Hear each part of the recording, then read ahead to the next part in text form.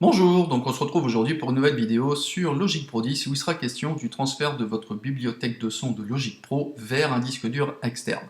Je fais ce tuto pour, j'ai encore eu 2 fois la question hier, savoir comment on pouvait procéder pour alléger le disque dur du Mac, parce que j'ai pas encore tout téléchargé au niveau de la bibliothèque de son de Logic Pro, mais je suis déjà à peu près à 48 Go.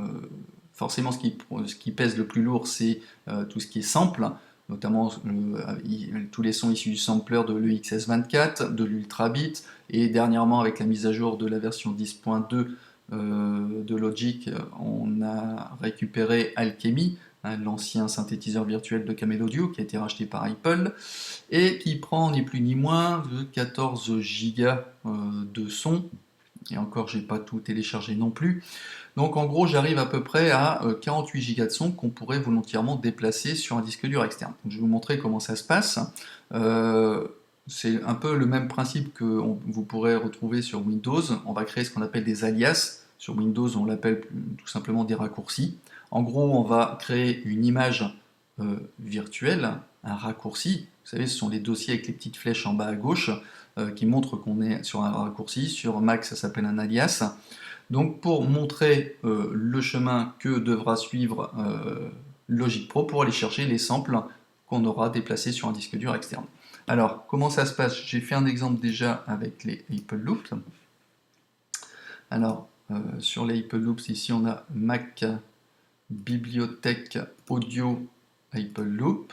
Et là, vous voyez que j'ai une petite flèche en bas qui montre qu'on a créé un alias qui reprend toute l'architecture en fait du dossier initial, sauf que celui-ci, il pèse 1,3 mégas au lieu de 5 gigas et des patates.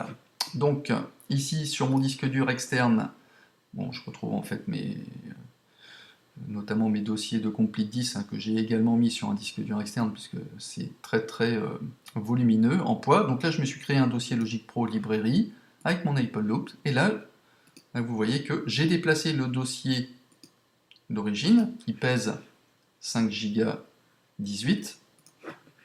J'ai créé un alias qui lui fait 1,3 mégas. Alors, on va prendre un exemple concret. Ici, on va revenir sur notre dossier initial. Ici aussi. Voilà. Concernant tout ce qui concerne les sons du sampler EXS24, Ultrabit et Alchemy, ça se trouve à cet endroit-ci. Donc Mac application, bibliothèque,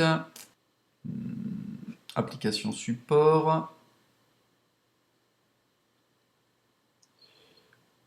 Logic, et ici vous voyez qu'on a ici par rapport à Alchemy, les samples d'Alchemy ça fait 14 Go 83, le XS Factory Sample 27 Go, et l'Ultrabit il doit avoir 1 Go et quelques je crois. Voilà, vous voyez, c'est tout ça qu'on pourrait économiser pour les mettre sur un disque dur externe. Après, j'ai pas essayé de le faire directement avec le dossier source, à savoir créer un alias directement avec Logic, avec tout son contenu. Je préfère garder en fait les chemins initiaux, on va dire, des presets par rapport à mes sons, et plutôt déplacer ce qui est lourd, à savoir UXS24, Alchemy et Ultrabit. D'accord? Alors, comment on va procéder? Je sélectionne ma destination, la source. On va prendre l'exemple avec donc les samples d'Alchemy. Donc je vais copier initialement ce dossier que je vais aller mettre dans mon dossier librairie, ici, coller. Donc ça va certainement prendre un petit moment, auquel cas je ferai une coupure et on reviendra plus tard dans la vidéo une fois que ça sera terminé. Donc je fais une petite pause.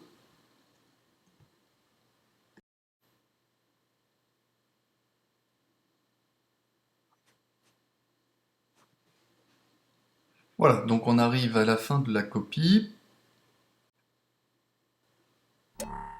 Ok, donc là on se retrouve ici donc avec une destination qui devrait faire le même poids. Ok, très bien. Alors, avant d'aller plus loin, on va refaire un petit test. Ici, j'ai mis un son avec Alchemy, qui fait appel notamment à des échantillons. Si je clique ici, vous voyez le chemin. Il est dans la librairie interne, application support, Logic, Sample, 101, etc. D'accord? On voit bien qu'il est dans la librairie interne. Maintenant, ce que je vais faire,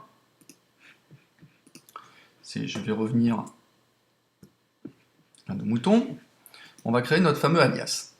Donc, en l'occurrence, alors attention, ne pas se tromper, l'alias vous le créez sur le dossier de destination et non pas sur le source. Sinon, ça ne va pas fonctionner.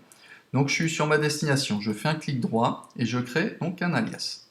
Tout simplement. Donc il me fait une copie conforme de mon dossier initial, sauf que celui-ci, lui, il va peser 1,3 mégas.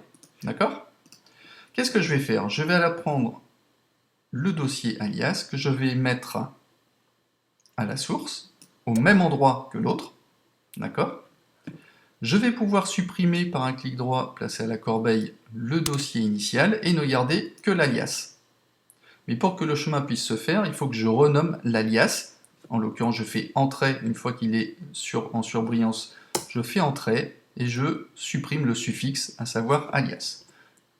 Je fais entrée de façon à ce qu'il soit nommé de la même façon que le dossier de destination. Ainsi, qu'est-ce qui va se passer? Quand Logic va être chargé, il va dire tiens, toute cette architecture-là, comme j'ai un raccourci, un alias, il va aller me le chercher à la destination qui se trouvera ici. On va faire l'essai. Là, je vais reprendre. Alors, on va prendre. Je vais rechanger. Hop, et je vais revenir sur un autre, histoire de voir si c'est rafraîchi. Voilà, on va aller chercher un son.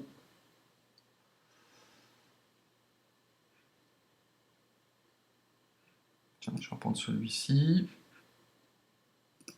Advance.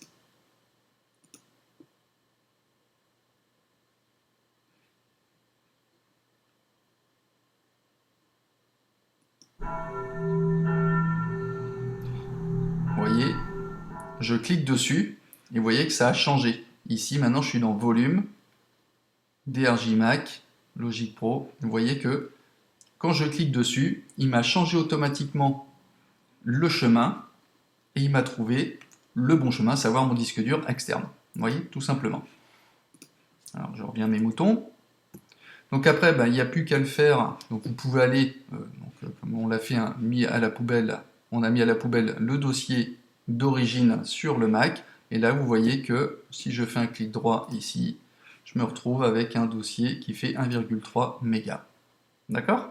Donc après, vous faites pareil pour le XS Factory, pour l'Ultrabit, et vous retrouvez en fait avec des dossiers à la base, avec des alias qui sont beaucoup plus légers. Petite précision sur ici bibliothèque audio pour les Apple Loop. Ok, on a vu, hein, je vous ai montré tout à l'heure en créant l'alias, tout se passe bien.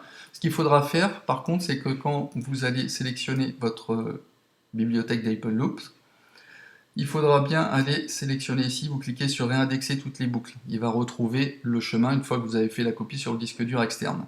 Si par mégarde, votre disque dur, vous oubliez de brancher votre disque dur externe, ici, tous vos sons seront en fait grisés. Tous vos index en fait seront grisés.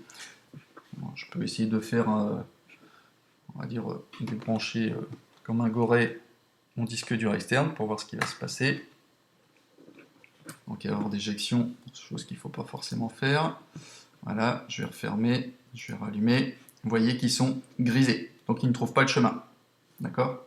Dès que je vais le rebrancher, hop, je vais le temps de laisser s'allumer. Là, ils sont grisés, j'ai beau cliquer dessus, j'aurai rien. Je ferme, je réouvre, et là, ils sont accessibles. Etc. Voilà, bon j'espère que vous aurez trouvé ce tuto intéressant. N'hésitez pas à me laisser des commentaires si vous avez des difficultés. Et puis je vous donne rendez-vous pour un prochain tuto. Allez, à bientôt, ciao ciao!